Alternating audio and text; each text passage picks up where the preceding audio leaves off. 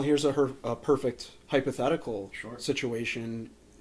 If your relationship is based on how you communicate through technology, Snapchats, text messages, and whatnot, I mean, it goes exactly like what you said. How real is it? Yeah, how real is it? It's falsified in a sense. It's falsified. It absolutely is. I think it's like a mask on a mask type situation. It is. Yeah. I think it was Jung that said no, but I think Jung called when you go out in society, when you interact with people, you're not being you. You're being, I think he called it your persona. Yes. Your mask of yourself. The way you want to present yourself to the cultural world and your society and the people around you. And I think so. Even for us, even your closest friends, it's like my most real me isn't interacting with your most real you on any level. It's the amount of the real me that I'm even capable of being conscious of, and also the parts that I want to present to you, and also some of the parts of me that aren't necessarily my truest true part, but stuff that I want to Absolutely, be I completely agree with that point. And when you take it down or up a level, depending on how you look at it, when you include technology, it's... I just had the word and I lost it, but it's not something that we would normally experience in the biological world. Yeah. So it's an adaptation, and it's like an add-on from technology. And I think personally, the biggest detriment, all three of us have younger sisters.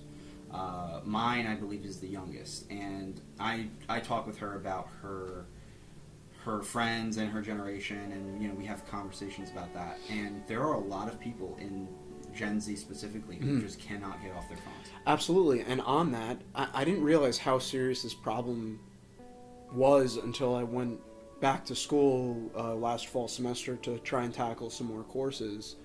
And some of the younger students there have pages of their snap streaks, and you look at it and it's 240, 160, and you would think only 5 or 10 people. No, I'm talking in the 50s and 60s and 70s, a list of people with high snap streaks, meaning that you're sending a Snapchat to them once a day and you're getting some gratification from it. I mean, I guess props to you because you're committed, and maybe if one is a really close friend of yours and you get a streak going for a little while, maybe that's fun, but what's it really matter, I guess? It almost makes me feel like on some level, some of these younger people, where they're so obsessed with the maintenance of their social media persona and everything, it almost seems as though they view this world, reality, as a means to create a more perfect social media version, because it's a whole nother world. It really is, the way everything is linked together, how expansive it is, how many people are out there with how many ideas that they're putting out there. It seems as though some people, maybe they're not even aware of it, they're putting supremacy on this sort of digital world. Yeah. And when they do it, they're only posting the very happy moments of their lives, the times that are most enjoyable, which may not come around too often for other people. So when other people see that, it becomes... I like where this is going. Go ahead. I like where this is going because I want to add on this point. Please do. When everyone has a profile that is extraordinarily positive and only shows the good things of life, and then people experience hard times, it's difficult for people to process those negative emotions because they perceive everyone else as having a better time than them. It eats away at them. And then they lash out and they say ridiculous things like, nobody could ever understand me, or I'm going through such a hard time, I'm the only person who's going through these types of really difficult situations. And it creates a sort of negative entitlement to the point where people honestly and truly believe that the social media profiles of these people's lives are their daily lives. Everyone has ups and downs. Everyone has good days and bad days. They're only posting the positives because they want to create a level of jealousy, and they also want to create a level of superiority in the social hierarchy. Jordan Peterson talks about this quite a lot, and it's definitely true. We all have some sort of scale or clock or some kind of metric system in our brain that kind of puts us on a social level in comparison to other people.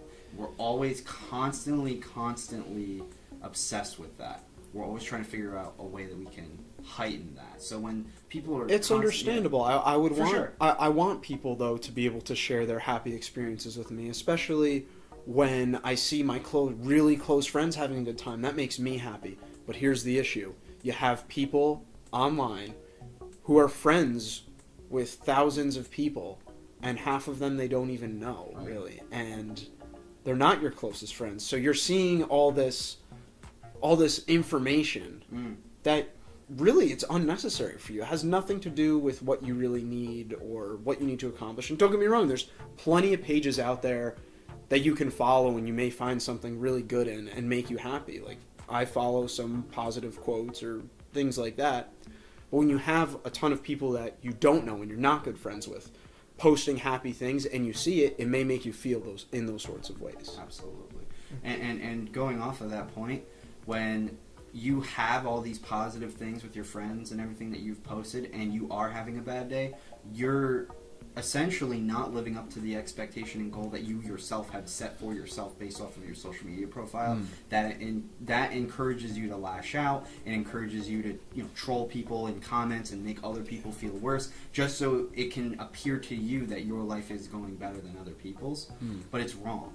And I love that we're pointing out this problem, because quite honestly, the solution is to put the phone down and go out and live life and gain more experiences. You cannot live life through a filtered lens and through a screen. It's not healthy. It's not plausible to gain enough experiences through life. And I feel as though that's why a lot of these younger generations are having a lot of issues that are talked about not only in the media, but I mean, we've seen them. Not that we listen to the media, but we've seen these issues. These kids are extraordinarily emotional. They're very reactionary. They don't process their emotions well, and they're very impatient. And if they were to just put the phone down, go out and gain some more experiences in the real world, and talk and communicate and empathize with other people as best as they can, they'll be able to gain those positive insights, which will make it so that they don't have to worry about their social media profile.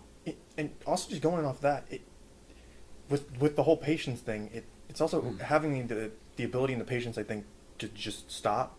And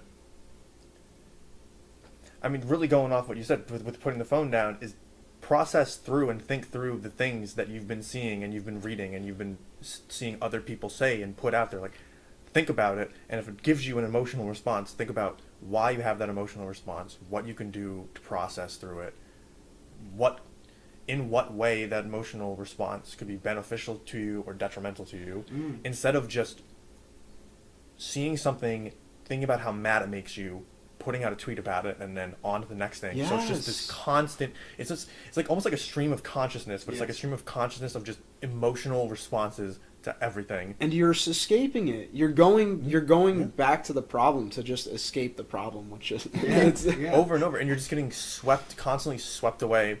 And I mean, in a lot of ways, it's understandable, especially with the fact that so much of social media, particularly Twitter, which is, I think, is that like the hottest thing right now? Because I don't think I've ever been on, but Twitter's not the hottest thing right now. Technically it's still Facebook, but Facebook's really dwindling and Instagram's sort of taking over right now. Twitter is I think number 3, with YouTube being number 2. It's being second. So Twitter is, for what it's worth, for being number 3, where all you do is post like 100 and some odd characters and a picture or video. It's ridiculous how popular it's gotten, just so that people can, even our own president, just I was gonna say, just embellishes his feelings out onto the internet, and so many politicians do, so many figures do, but it's just politics, news. And I mean, journalists are freaking quoting Twitter as a source in some cases, which is just scary. That's awful. And you get that on top of the fact that all this social communication, this social media, and all these profiles and everything, and all these postings of opinions and everything, all this feeds into the news cycle on top of that, and the news cycle feeds into this. It's just this awful positive feedback loop. I know. Which, by the way, does not mean that it's a good thing.